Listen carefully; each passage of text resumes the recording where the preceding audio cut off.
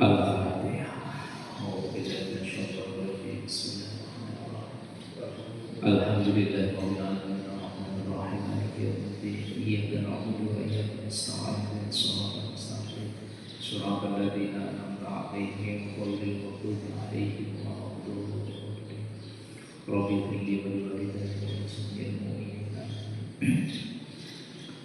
Assalamualaikum warahmatullahi wabarakatuh. Bismillah, alhamdulillah, wa syukurillah, la ni'amillah, wa salatu wassalamu ala rasulillah Sayyidina wa maulana wa habibina Muhammad ibn Abdillah wa ala alihi wa ashabihi wa mawala. La hawla wa la quwwata illa billah. Rabbi syrah li sadri wa yassir li amri wahlul 'uqdatam min lisani yafqahu qawli. Allahumma lakal hamdu wa ilaikal mushtaka wa antal musta'an. La hawla wa la quwwata illa billahil aliyyil azim. Amma ba'd. Hadratul muhtaramin wal karamin wa alim ulama wa kiai wal asatid sesepuh bini sepuh haji sepuh sedaya tasbah ingkang tansah dhateng hormatan wala khususan dengan panjenenganipun Syekhina Kiram wa Rabbi Muhina Abah Sholeh Ali Mahmud wa zawjatihi wa auladihi wa dzurriyyatihi wa ahli baitihi ukrimuhum wa akramallahu alaihim. Wonten kersane sedanten para kiai, para asatid kasepuhan jamiah ingkang sami rawuh, Mbak Kakung, Mbak Putri, Bapak Ibu ingkang tansah kawula hormati, boten saged kawula sebat setunggal asmanipun saestu, boten ngira-ngira sebatin kawula dhumateng panjenengan sami sedaya ingkang tansah kawula hormati lan mugi tansah dipun mulyakaken dening Allah. Amin Allahumma amin. Allahumma sholli ala sayyidina Muhammad wa ala ali sayyidina Muhammad. Katur wujud kersane kanjeng Nabi Agung Muhammad sallallahu alaihi wasallam. Setunggalipun nabi, setunggalipun rasul ingkang saestu kula sami ajeng-ajeng napa ingkang kados syafaat utuhanipun. Mugi-mugi saestu kula sami ingkang sami rawuh menika dilakoni dados umatipun sehingga nginjil asal syafaat utuhanipun selamat saking rangkanipun Allah. Derek model tiang soleh, tiang alim, para guru, munggah wonten swarganipun Allah. Amin Allahumma amin. Bapak Putri, Bapak Ibu ingkang tansah kawula hormati, langsung kemawon ngaos nggih.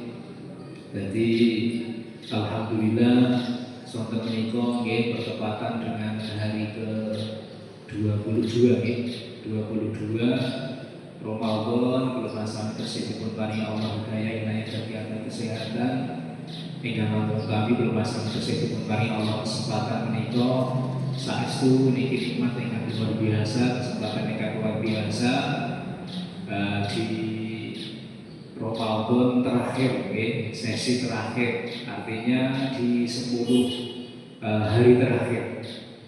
Nek tengene dawuh tengene hadis niku kan wonten nggih. Ya 10 hari pertama itu rahmat, 10 hari kedua berarti yang pertengahan itu maghfirah, dan yang 10 hari terakhir ini adalah itqum minanar. Itqum minanar itu adalah pembebasan dari api neraka. Maksudnya yang kula sami nyuwun dumateng Allah, termasuk salah satunggalipun kawula nggih, kula piyambak panjenengan nggih, sedang keluarga yang sepae, Mbah Buyut dan lain sebagainya, iku nyuwun dipun katutaken Allah dados kawula ingkang di Ramadan sesi terakhir niki 10 hari terakhir niki mendapat keistimewaan dipun bebasaken saking dening neraka. Ngoten nggih, Pak.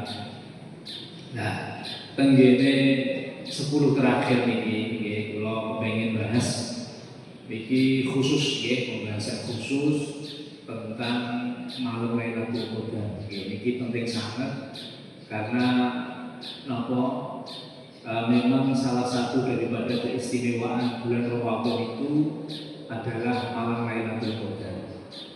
Di mana malam Lailatul Qadar itu khairun min alfi syahr, lebih baik daripada 1000 bulan. Padahal kalau masami itu 1000 bulan itu yang dihitung kurang lebih 83 tahun. Artinya bagaimana? Artinya ketika Tuhan Sami untuk satu saja dalam seumur hidup kita untuk sepisah dua Lailatul Qadar menangi ngoten niku niki kula bahasani kecatet kaya wong umur semisal umure niku 50 tahun berarti ketambahan 83 tahun dan itu ibadah yang tidak ada maksiatnya, tidak ada tidak ada dosanya sama sekali. Nah, maka kata tiang kata sangat kula sampai pokoknya hamba sinten tiangnya pasti mendapatkan yang namanya mendapatkan atau bertemu dengan malam Lailatul Qadar. Nah, sebelum pembahasan itu kula kepengin nyemangati ngaten nggih. Support dumateng kula sami wabil khusus awake kula piyambak ngeten. Wabil umume nggih dumateng jamaah sareng terus kula sami niki ampun ngantos kalah kalian kuda yang di dalam perlombaan. Maksudnya bagaimana? Kuda niku nek tengene perlombaan kuda pacu niku Pak nggih. Ketika sudah menjelang atau dekat dengan finish ya niku batas finish itu kuda itu menghabiskan semua tenaganya untuk sampai kepada finish tersebut. Tujuannya apa? Tujuannya dia bisa memenangkan perlombaan.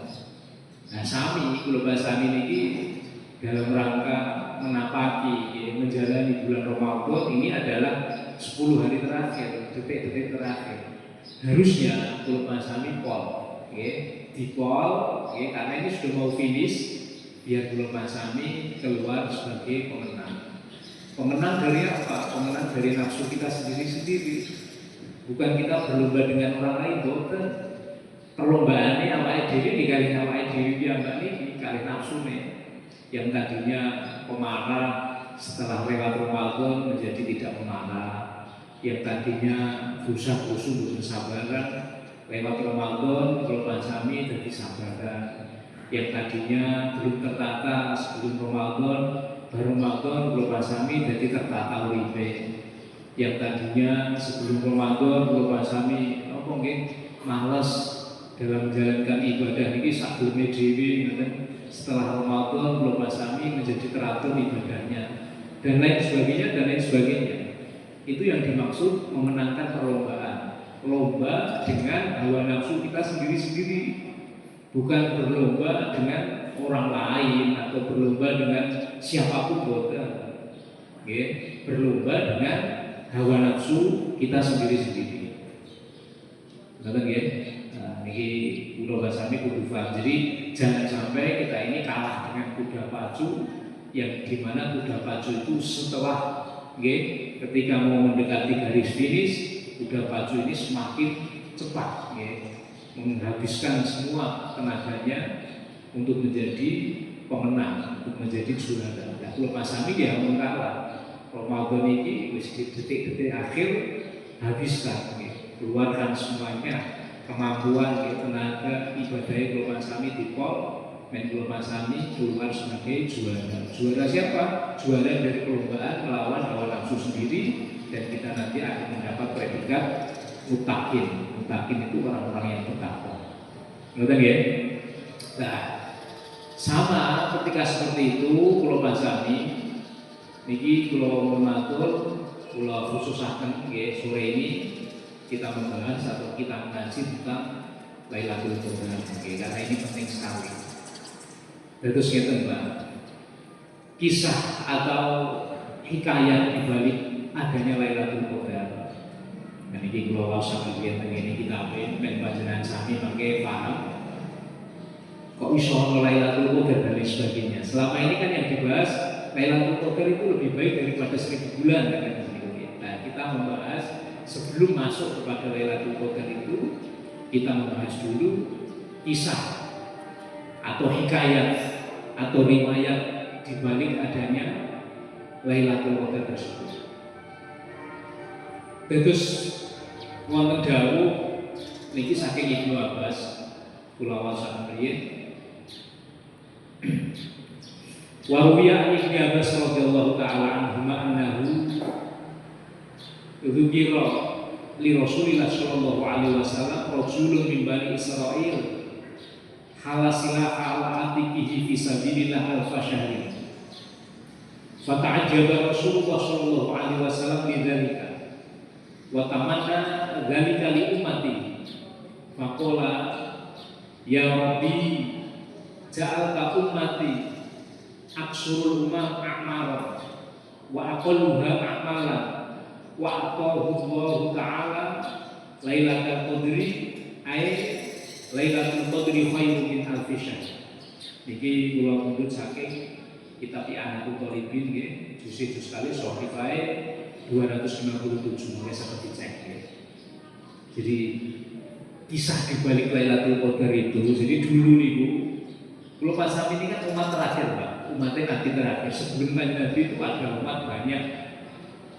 Dulu itu ada kisah, ada lelaki dari Bani Israel.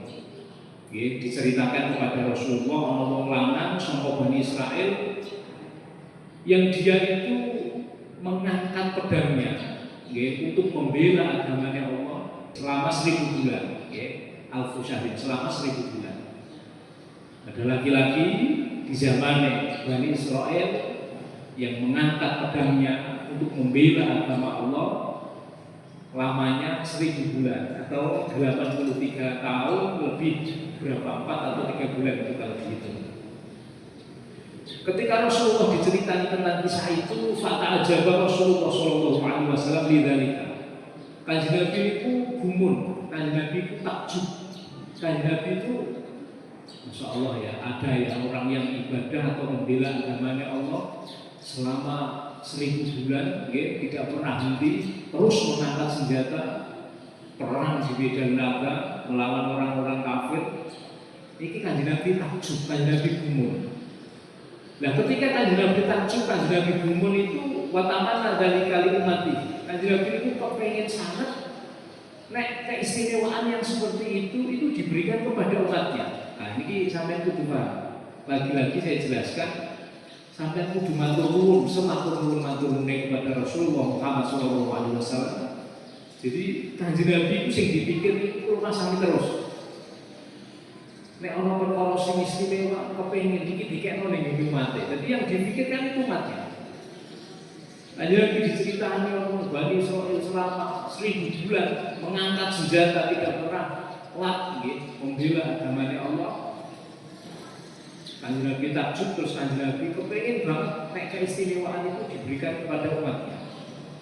Terus kanjeng Nabi matur ning Allah. Tek matur kanjeng Nabi, ya Rabbi ja'alta ummati aksurul umam a'mara wa aqalluha a'mara. Gusti panjenengan itu kan dadosaken umat kula niku umat sing paling cendhek umure. Aksurul umam a'mara. Panjenengan itu dadosaken umure umat kula niku umur sing paling cendhek. Iki memang terus. Jadi umat-umat sebelum kanjeng Nabi itu usia ada yang 200 tahun, 300 tahun, bahkan ada yang 700 tahun. Jadi umat sing paling cendhek umure itu ya umat kanjeng Nabi kula masami niki. Jadi kanjeng Nabi matur Gusti jenengan kan dados umat-umat kula niku umure sing paling cendhek. Wa aqalluha amalan. Terus amale itu nggih paling sedikit karena ya orang itu kan bisa beramal banyak kalau umurnya panjang gitu kan ya. Kalau umurnya sedikit seakeh-akeh ngamale tetep dijake wong sing umure dawa. Nah nggih kula masani semisal lakoni puasa 30 dina, umure 50 tahun. Menangine kan berarti kan 50 bulan itu tok itu kan ya. Tapi kalau ada orang usianya 700 tahun, berarti dia puasa Ramadan berapa? 30 kali 700 kan katanya. Jadi Gusti jenengan itu dados umat kula umat sing paling cendhek umure, umat sing paling sedikit amale. Ketika kanjeng Nabi matur dumateng Allah, terus fa'atahu Allah taala Lailatul Qadri khairun ay wa Lailatul Qadri khairun min alfi syahr. Terus Allah itu langsung maringkan Nabi. Kanjeng Nabi bener umatnya panjenengan itu tak kei umur paling cendhek, tak kei amal paling sithik, tapi besok engkau tak kei malam Lailatul Qadar, yang dimana malam Lailatul Qadar itu lebih baik daripada 1000 bulan. Artinya siapapun dari kita umat Rasulullah Muhammad sallallahu alaihi wasallam sing menangi malam Lailatul Qadar iku kok iso luwih apik daripada wong lanang Bani Israel sing selama 1000 bulan mengangkat senjata, ngoten nggih, untuk memerangi orang-orang kafir membela agamanya Allah. Paham iki, Pak? Jadi ini dengan utusan umure cendek, amale sithik ning nek menangi Lailatul Qadar aman semua. Bon, ngoten nggih. Nah, aslinya itu Lailatul Qadar kapan, Bang? Kita ada pertanyaan, jawabannya berbeda-beda. Paling benar kasus ini, ketika kita membahas tentang Lailatul Qadar itu, ya, karena ada yang menjelaskan malam Lailatul Qadar itu diturunkan di malam nuzulul Quran karena sesuai dengan ayatnya inna anzalnahu fi lailatul qadar itu. Terus nek membahas tentang Lailatul Qadar itu kan Lailatul Qadar itu benar Quran diturunkan, tapi itu Quran pertama kali turun.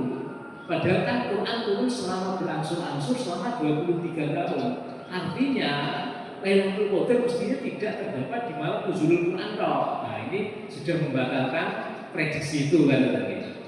Terus orang sing dawuh meneh, Lailatul Qadar itu diturunkan Allah peluangnya mulai tanggal 1 malam 1 Ramadan sampai malam 30.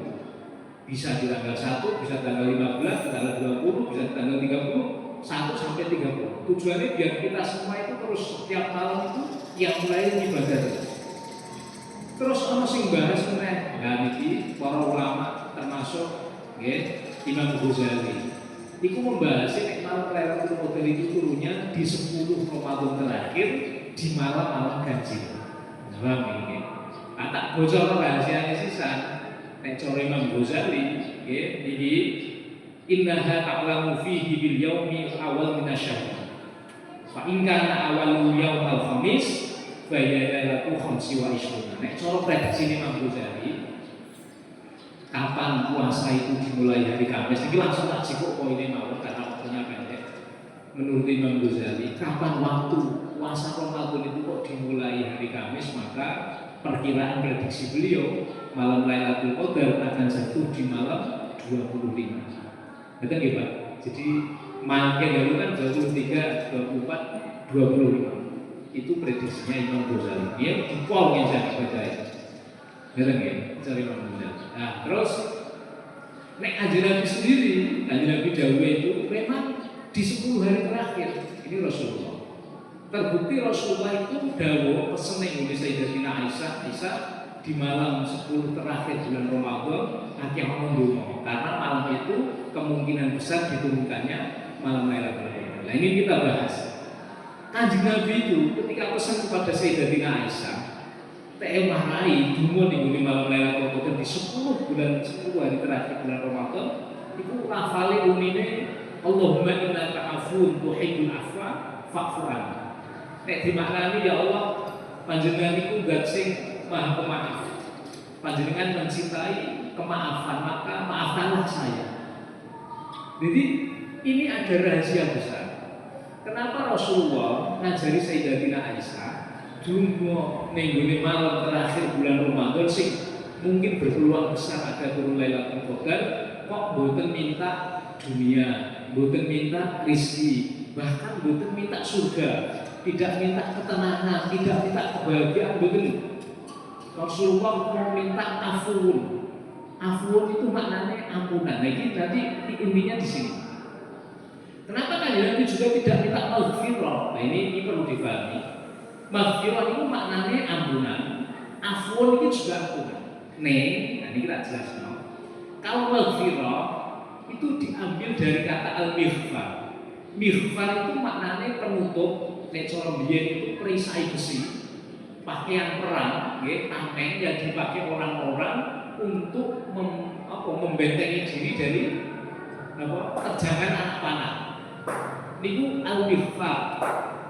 Lah maghfirah niku nggih sami mawon kados niku penutup, artinya ketika yang diminta kok ampunan berupa lafal maghfirah, ini dosa-dosa kita ditutupi Allah. Tapi masih nggih nggih. Nek astagfirullahaladzim Gusti mugi jenengan ngampuni kula maringi pengampunan kula itu maksudnya kula pasami diampuni Allah, boten disiksa tapi dosanya masih mau tertutup. Nggih. Iki sampai ketebak, tak jelas sampai nek jenengan ndonga Allahumma innaka afuwwun tuhibbul afwa fa'fu anni itu mantap bener-bener. Adapun kalau lafaz al-afu, nah, niki derajatnya, tingkatannya lebih tinggi daripada maghfirah. Sama-sama maknanya ampun. Wonten dawuh niku ngeten iki. Al-insanu hina yamshi 'ala rimal. Tatruku qadamahu atharan fataqtirihu wa ta'fu athara wa ka'annahu lam yahdud syai'an. Nek dimaknani ngeten. Ana wong mlaku sore-sore ning dhuwur lebu ning dhuwur pasir. Dia meninggalkan jejak-jejak langkah. Paham ya? Wong mlaku ning dhuwur pasir meninggalkan jejak-jejak langkah. Terus fatakiriku watakfu athar. Kemudian datanglah angin berembus, yang mana angin berembus itu watakfu ini melebur bekas-bekas langkah tadi sehingga sama sekali tidak ada bekasnya. Tentu ini terus dijelaskan ka'annahu lam yahdud syai'un. Kayak tidak pernah terjadi apa-apa. Kayak tidak ada langkah-langkah. Jadi bekas-bekas tentang itu hilang semua. Nah, maksudnya al-afu itu seperti itu. Jadi ketika Rasulullah pesan karo Sayyidatina Aisyah, kowe ndonga nek ning gone malam 10 terakhir Allahumma innaka afuwun tuhibbul afwa fa'fu anni, menggunakan lafal afuwun ini, fa'fu anni ini artinya ya Allah mugi panjenengan ngapura dosane kula. Yang ini maksudnya dimaafkan atau diampuni kaya aku sampeyan sama sekali tidak pernah melakukan dosa. Berbang ya, antara ini maghfirah dengan afu ini berbang ya. Makanya kenapa Kanjeng Nabi memakai lafaz afu, tidak memakai maghfirah. Ini nek kalau bahasa mboten cerdas, kurang mantap bunga. Tapi nek sudah diberitahu seperti ini, nanti istimewa. Nah, ketika kita sudah panjenengan kalau bahasa pun jaluk Allahumma innaka afuwun tuhibbul afwa fa'fu anni. Gusti, panjenengan ini maha pemaaf, panjenengan menyukai pemaafan, maka maafkanlah kami. Maaf yang dimaksud di sini adalah maaf yang dihapus semua dosanya, semua kesalahannya. Nah, kalau kita sudah dihapus dosanya, dihapus semua kesalahannya, dan sama sekali kok tidak terjadi kita pernah melakukan dosa, artinya ini sekat kita dengan Kanjeng Nabi sudah nggak ada. Sekat kita dengan bahkan dengan Allah ini kayak nggak mau, resik banget, ya. Sekat kita dengan kesalahan, sekat kita dengan kebaikan-kebaikan, sekat kita dengan rezeki dan sebagainya itu sudah nggak ada semua. Artinya ketika kurma sami kok pas menangi malam Lailatul Qadar dan kita dimaafkan Allah dengan diberikan afwan tadi, ya kan? Ini kapanpun kita mati, kita akan mudah sekali dimasukkan Allah ke dalam surga. Saya pun tapi ini ya, ini rahasia dibalik dungane Kanjeng Nabi. Kenapa pesan Kanjeng Nabi mengenai Sayyidatina Aisyah dalam rangka menyambut Lailatul Qadar di 10 terakhir malam bulan Ramadan, kok dungane Allahumma innaka afuwun tuhibbul afwa fa'fu anni. Menggunakan lafaz afuwun. Afuwun itu artinya ampunan dari Allah yang di situ dihapus semua dosa, nggih. Koyok-koyok gak pernah awake dhewe iki nglakoni dosa sama sekali. Nah, ini kan istimewa sekali. Makanya Rasulullah ini temenan saya mikir umat ini orang terima maghfirah, nek maghfirah kula sampeyan diampuni Allah, ning dosane masih. Tapi nek afu ini diampuni Allah yang sama sekali dosa itu terhapus semua, koyok aku sampeyan gak pernah nglakoni dosa. Maka di situ tadi dijelaskan dicontohkan tentang kehebatan lafaz afu itu, koyok kita tahu al-insanu hina yamshi 'ala rimal tatruku qadamahu atharan fatatirihu wa taqfu al-atharu ka'annahu lam yahdud syai'an. Ana wong lanang mlaku-mlaku waktu sore ning dhuwur pasir, maka dia meninggalkan jejak-jejak langkah. Setelah itu ada angin yang meniup, maka jejak langkah itu hilang semua. Sama sekali kayak tidak pernah terjadi apapun. Kayak tidak ada orang pernah melaku di atas pasir itu. Itu yang dimaksud lafal afu itu seperti itu.